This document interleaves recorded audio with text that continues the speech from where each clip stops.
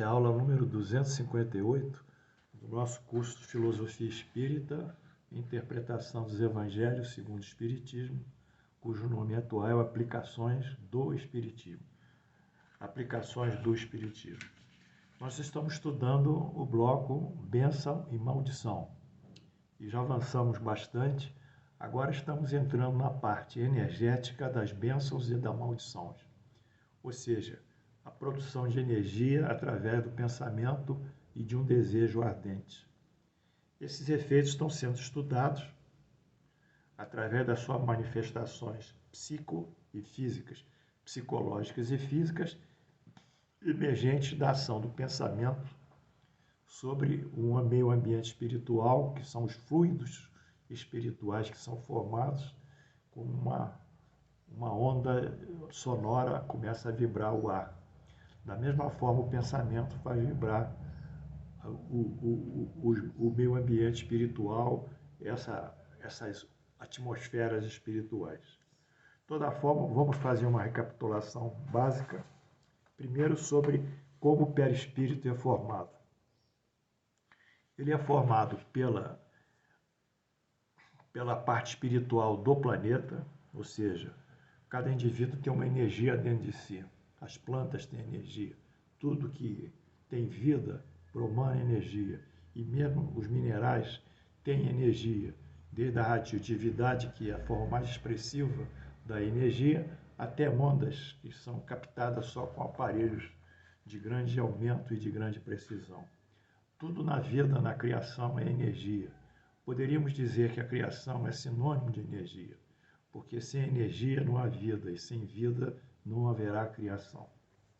Portanto, a parte espiritual planetária será a soma de todas as energias, sobretudo dos habitantes, que formarão uma grande nuvem que está no entorno da Terra.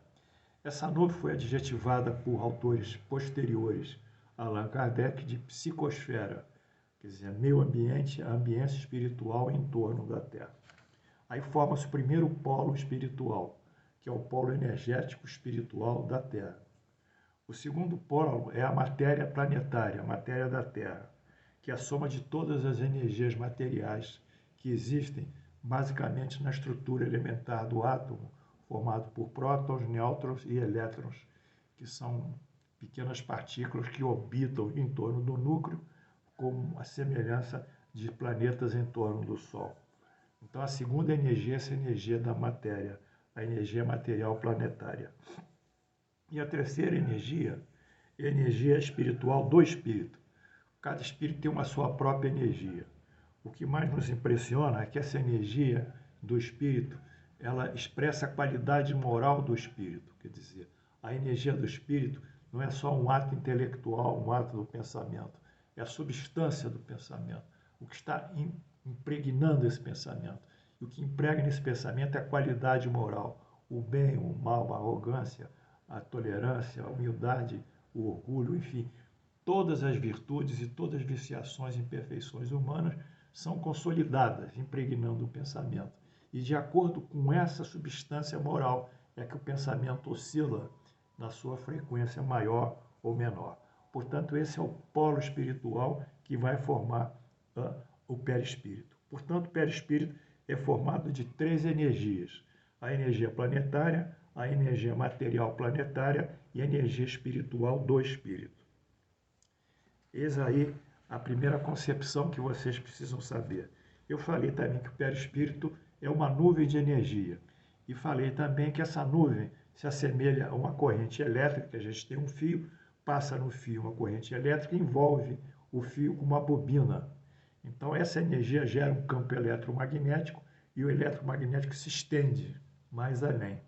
Vocês podem verificar o campo eletromagnético através do ímã.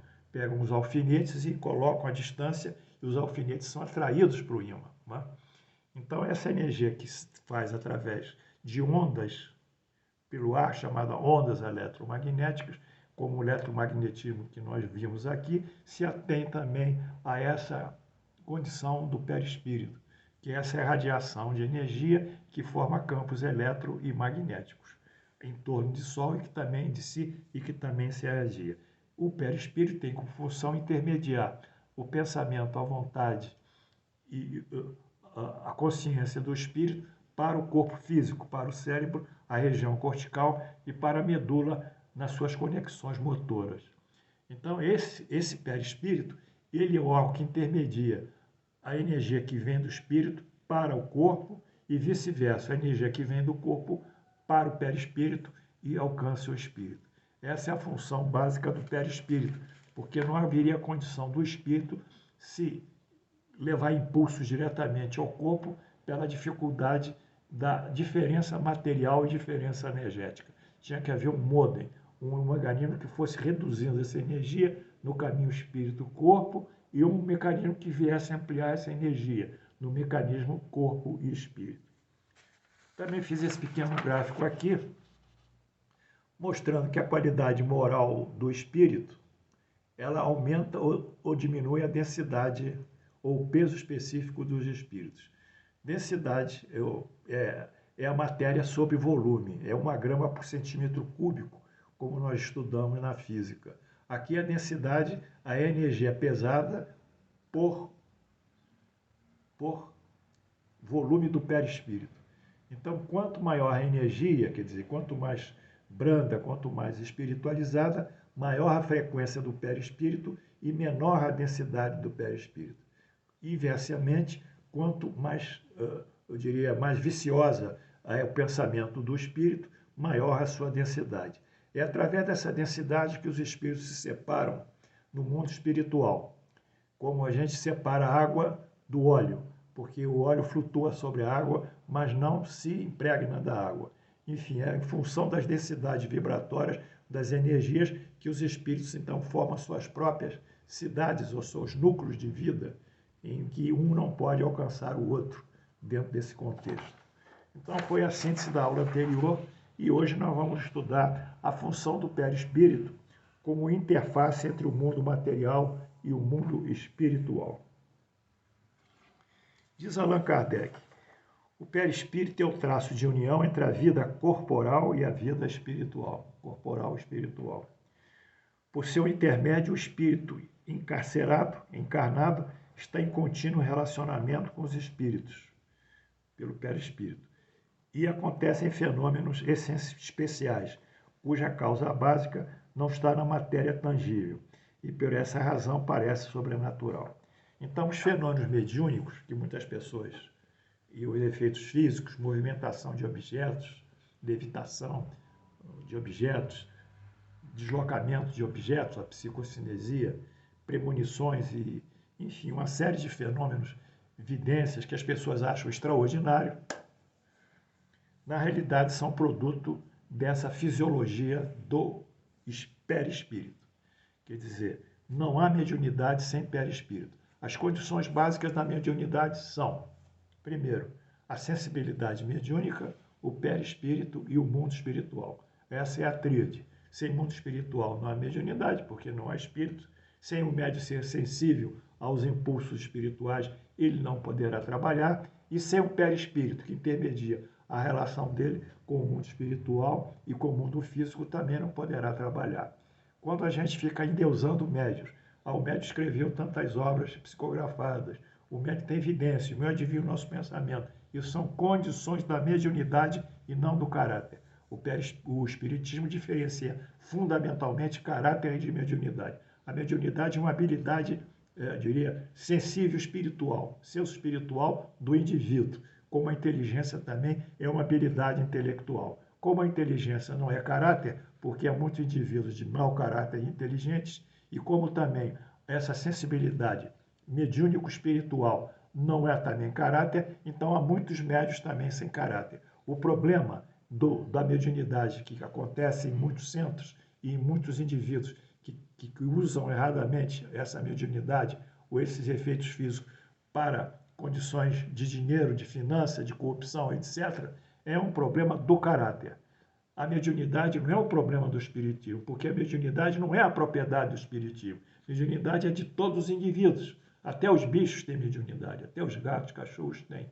Essa sensibilidade de captar impulso do mundo espiritual. É assim que Allan Kardec definiu. Então, o pastor tem mediunidade, o católico tem mediunidade, o padre tem mediunidade, o rabino tem mediunidade, o muçulmano tem mediunidade, enfim, o índio tem mediunidade, todos têm mediunidade.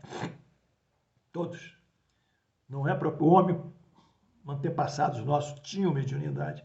O problema é que isso está cingido ao caráter. Então, a mediunidade não é propriedade do espiritismo, mas o espiritismo zela pela mediunidade desde que os indivíduos tenham caráter suficiente para utilizá-la na casa espírita. Sem isso, devem ser afastados. Bem, portanto, o perispírito, nesse quadro aqui, ele constitui a interface entre o mundo espiritual, aqui está o mundo espiritual, e aqui está o mundo material. Aqui é o perispírito do meio, aqui ele é a interface, interface entre esses dois mundos.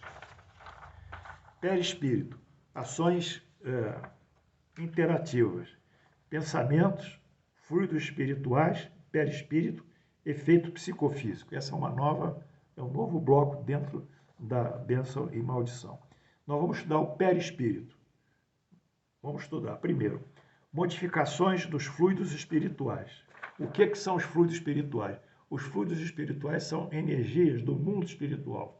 Assim como nós temos energia no mundo físico, os raios cósmicos, os raios X, os raios ultravioletas, as radiações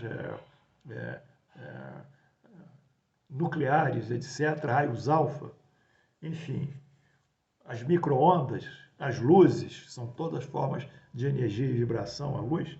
Assim, no mundo físico, no mundo espiritual também há esse contexto energético.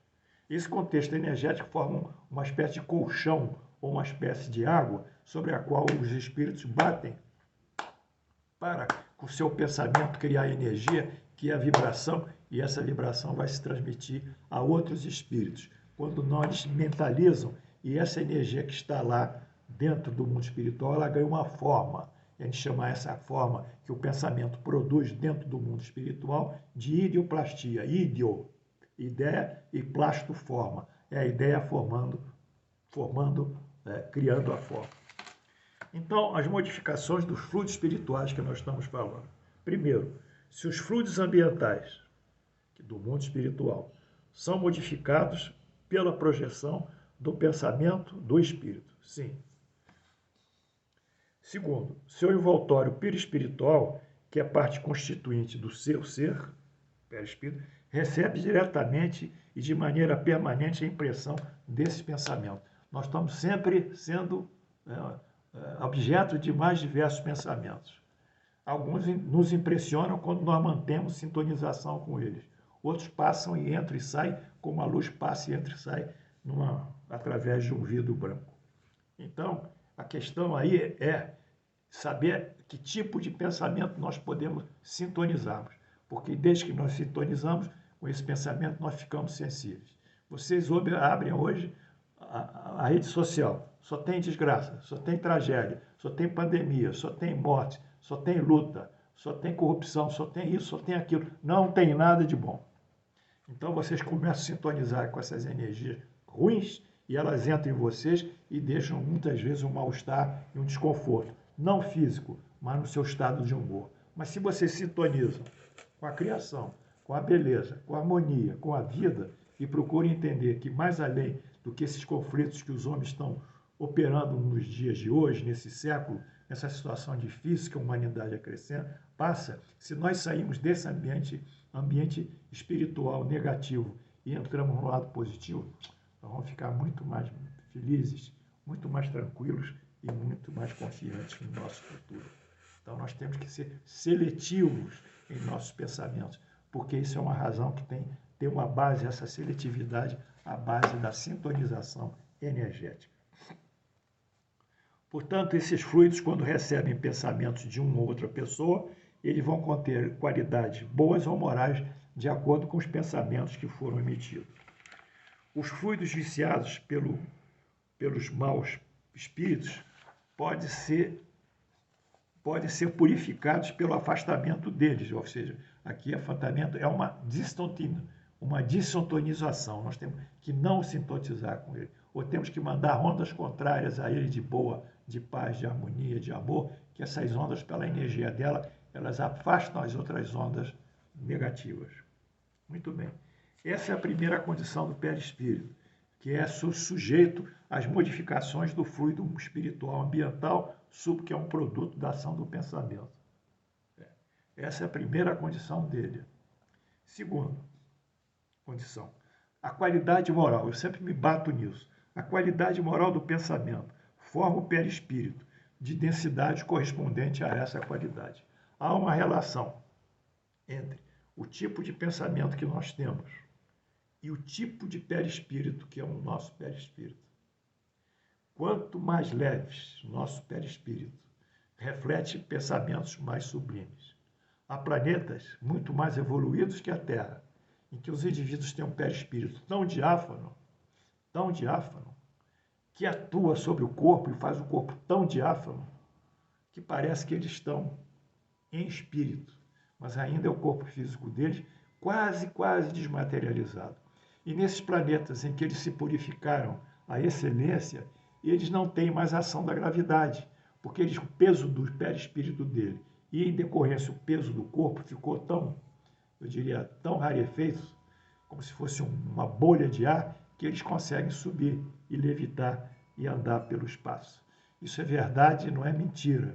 Eu acho que vocês poderiam ler o livro de Espíritos, em que no capítulo sobre o mundo dos espíritos, percepções, condições de comunicação, enfim, a vida dos espíritos, na sua senso-percepção, na sua comunicação, esses fatos são narrados pelos espíritos superiores. Portanto, nos batemos aqui com a qualidade moral do pensamento, que forma o perispírito e forma a sua densidade. A qualidade do perispírito, do mau espírito, será sempre o que é enquanto o espírito não se modifica por si mesmo. Quer dizer, aquela qualidade pesada permanecerá sempre pesada enquanto ele não se modificar. E a qualidade mais sutil, mais etérea, será sempre etérea daquele que se modificou. O perispírito do homem encarnado projeta energia ao derredor do corpo. O nosso corpo é um quê? É uma energia que transita. Então, o nosso corpo é uma bobina eletromagnética. A energia sai do nosso corpo. Não é só a energia do perispírito, mas o perispírito também produz essa energia. Mas tem energias materiais. Basta colocar um eletrode sobre a pele, que vocês, em 2 pontos, que vocês verão a diferença de potencial que será registrada num gráfico qualquer. Basta colocar um eletrode sobre o coração, diversas derivações, que vocês vão verificar os impulsos cardíacos. Basta vocês colocarem um eletrode no cérebro do indivíduo, que as ondas eletrocefalográficas registrarão a atividade cerebral, elétrica cerebral. O homem é um ser, é uma bobina eletromagnética, funcionando. E essa bobina é substanciada, alimentada nas suas qualidades energéticas pelo seu valor moral. Disso nós não podemos sair. E disso é a base da nossa felicidade quando nós respeitamos as leis divinas. Não há palavras de consolo, de perdoar, de ser generoso, de ser bom, se esses conceitos não são observados. Porque quando nós entendemos que temos que respeitar como uma forma humana, natural, as leis de Deus, que são as 10 leis, da qual a maior é a lei da justiça e a caridade, nós não modificamos naturalmente. Nós não vamos mais ser odientos, nós não vamos ser revoltados, nós não vamos ser intolerantes, nós não vamos ser maledicentes, porque por dentro de nós houve essa compreensão, essa conscientização da necessidade de nós mudarmos por nós próprios frente à compatibilização de nosso pensamento, vontade e ação às leis divinas. Então, quando o indivíduo diz, Paulo, você tem que perdoar, eu falei, poxa, perdoar? Você tem que ser mais branco, tem que ser mais... Mas espera aí, eu já estou perdoando, eu entendo que o perdão é necessário, porque o perdão é uma expressão da bondade de Deus.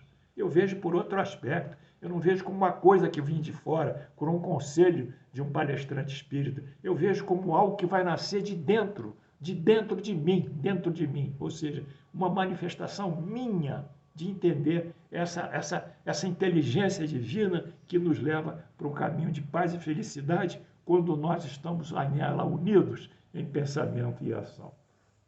Então, nós temos que sempre vibrar assim, porque isso é uma condição nossa, é a sintonia. E como nós introduzimos aqui o perispírito, também que irradia, além do corpo físico, ele está aqui, muitos chamam essa radiação do perispírito de aura, quer dizer, a radiação que vai saindo, sobretudo, da cabeça, em que muitos santos têm isso desenhado, ou de espírito, quer dizer que os videntes viam essa energia saindo, chamado aura.